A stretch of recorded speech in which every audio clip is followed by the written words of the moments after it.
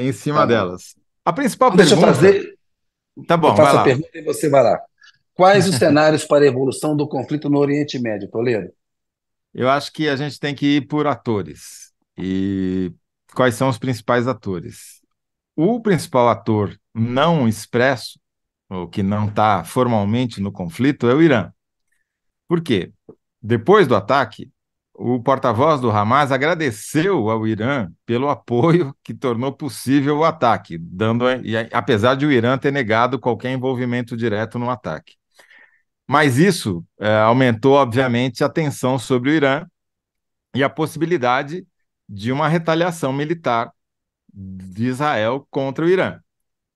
Se isso acontecer, aí o conflito muda de escala, porque o Irã é uma potência militar, diferentemente da Palestina, é uma potência militar regional com ambições nucleares, né? Tem instalações que tentam desenvolver armas nucleares, poderiam ser alvo de um ataque dos F-35 de Israel, é, que por enquanto só foram usados por Israel na Síria, né? Que são os aviões de última geração.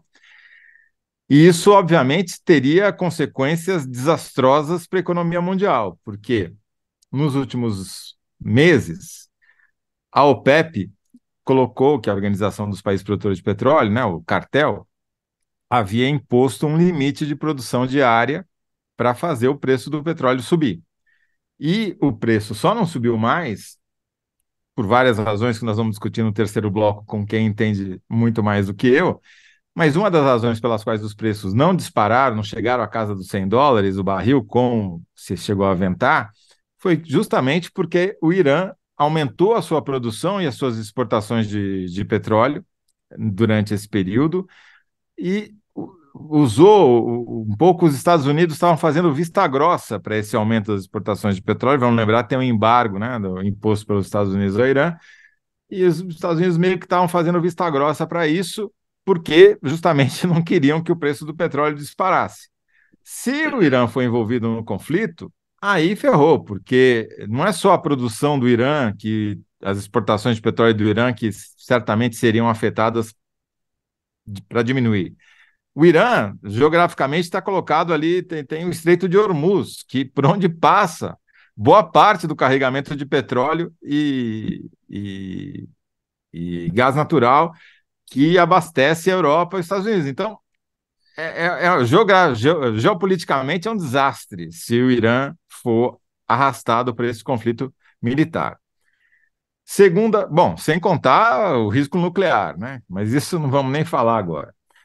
Segundo, qual o papel que os Estados Unidos vão fazer? Se eles vão continuar dando apoio retórico a Israel, como o Biden fez até agora, chamando de ataque terrorista, dando todo apoio, etc, etc, ou se vai se envolver militarmente no conflito, o que também poderia ter consequências gravíssimas de escalar ainda mais a guerra. O terceiro ator é o próprio Israel. Como é que Israel vai reagir? Porque eu vi uma declaração do ministro da Defesa dizendo o seguinte: nesse momento não há condição de abrir negociação. Agora nós temos que dar uma resposta militar para voltar a ter aquilo que os estrategistas chamam de efeito intimidador. Quer dizer, Israel sobrevive numa cercado de inimigos por todos os lados, justamente porque tem um arsenal militar mais poderoso do que os vizinhos, e a ameaça de usar esse arsenal é que mantém a situação em algum equilíbrio, mesmo que muito instável. Esse ataque acabou com esse mito, porque mostrou uma vulnerabilidade que ninguém imaginava que pudesse existir em Israel, não só pela sua própria população, que está claramente aterrorizada com razão, quanto de todo mundo, do governo israelense, até de outros países árabes. Talvez, acho que um dos intuitos justamente do Hamas foi mostrar a vulnerabilidade de Israel, né? E com isso tentar criar um ambiente mais vulnerável para Israel sofrer ataques, como acabou sofrendo, né? Houve disparos de mísseis pelo Hezbollah, que é uma facção ligada ao Irã no sul do Líbano, em direção ao norte de Israel, no lado oposto da faixa de Gaza, né? Então, a questão é saber como é que Israel vai reagir. Se vai reagir com os ataques, com os bombardeios que já está fazendo desde o próprio sábado, ou se vai escalar para uma invasão militar via terrestre, que é sempre muito mais mortífera, né? Mata muito mais gente do que os bombardeios, que já matam muita gente, mas uma invasão por terra significaria, sem dúvida nenhuma, um morticínio muito maior. Também é uma questão em aberto. A outra é os palestinos. Eles vão fechar com o Hamas ou vão se inclinar para o lado do Fatah, que é a outra força política que disputa o poder entre os palestinos? Também é uma questão que está aberta, não dá para saber, em princípio. E, finalmente, o que vai acontecer com a Arábia Saudita, que estava fazendo esse movimento em direção ao plano americano de reconhecer o Estado de Israel e de tentar, enfim, buscar um acordo a despeito dos palestinos. Será que isso continua possível hoje ou não? Ou será que os Estados árabes vão se voltar a se unir em torno dos palestinos e aí também é uma possibilidade de escalar ainda mais o conflito? Quer dizer, obviamente que eu não tenho resposta nenhuma para nenhuma dessas questões. Seria doido se tentasse respondê-las, mas é só para mostrar como esse conflito é uma guerra que colocou todas as outras guerras em segundo plano. A guerra da Ucrânia está em segundo plano. A guerra, todos os outros conflitos que estão acontecendo no mundo agora ficaram em segundo plano, porque esse tem implicações globais que mexem na vida de todas as pessoas, queiram elas se inteirar sobre esse assunto ou não, porque afeta não só o preço do petróleo, o preço dos combustíveis, as cotações das moedas, as taxas de juro. Troquei uma mensagem rapidíssima agora com um ministro do governo Lula, e ele falou: agora o principal indicador é a taxa de juros americana. Eles estavam sinalizando que ia parar de subir, precisa ver se agora com a guerra vai continuar nesse movimento ou não, né? Porque isso afeta diretamente a saúde da economia brasileira. Então, as variáveis são múltiplas e vão afetar eu, você, todo mundo que tá nos ouvindo aqui, queiramos ou não queiramos, né? Essa é a grande diferença em relação às outras guerras que já estão em curso. Acho que os cenários estão bem desenhados aí por você, Toledo. Acho que respondeu bem aí. Tem a questão iraniana, que é a definidora aí para ver se esse conflito ele vai para uma escalada internacional ou não, né? Do ponto de vista do conflito entre Israel e palestinos, é o pior cenário possível, né?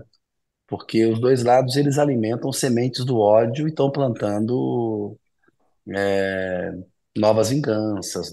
É o pior caminho possível, né? É o caminho que você transforma a chacina da população civil num círculo vicioso, porque é o que está acontecendo agora em Gaza, né? Essa incursão em Gaza, ela vai minar esse plano americano de reconhecimento do Estado de Israel. Como é que você vai aprovar que um Estado faça o que está fazendo agora em Gaza, destruindo prédios, né? Tirando as pessoas das casas, morrem crianças também, morrem civis também. São ataques que visam atingir a população civil. Os ataques de Israel a Gaza, eles miram a população civil. Derrubamos aqui 10 prédios, pegamos dois integrantes do Hamas. E centenas de outras pessoas são afetadas também. A população civil tem sido afetada em Gaza por quase 2 décadas, né? Aquilo é um gueto, é um regime de apartheid, é uma violação seguida de direitos humanos, são crimes de guerra, é terrorismo de Estado. Isso, que sementes que Israel está plantando? Certamente não é semente de um reconhecimento do Estado de Israel. E não acho que vai ser uma semente em quem está sendo oprimido, em quem teve a sua terra invadida, não vai ser uma semente de quem eu vou parar de resistir, né? Eu vou abrir mão do direito de resistência, porque vão me exterminar e eu vou ficar quieto. Acho que não é o que vai acontecer. Do lado do Hamas, ele colhe frutos que ele quer plantar. É semear esse ódio e enfraquecer o Fatah, enfraquecer os moderados. Então, ali, os dois lados, essa extrema-direita no governo israelense alimenta o Hamas e o Hamas alimenta a extrema-direita, né? A população de Israel, o governo de Israel, se não mudar, se não partir para uma abordagem moderada e retomar acordos para devolver terras que foram tomadas dos palestinos, esse conflito ele vai continuar durando ali dentro, né? Eu acho que esse seria o cenário interno, se a gente puder falar assim, do que está acontecendo em Gaza e na Cisjordânia, mas o que está acontecendo no internacional você desenhou bem aí, né? Irã e o Hezbollah, se entrar na jogada também, complica, escala também o conflito, né, Zé? Zé, vamos ver É aqui como isso é que aí. estão mais interações aqui, ó. A enquete está no ar. Quem respondeu melhor? Itamaraty,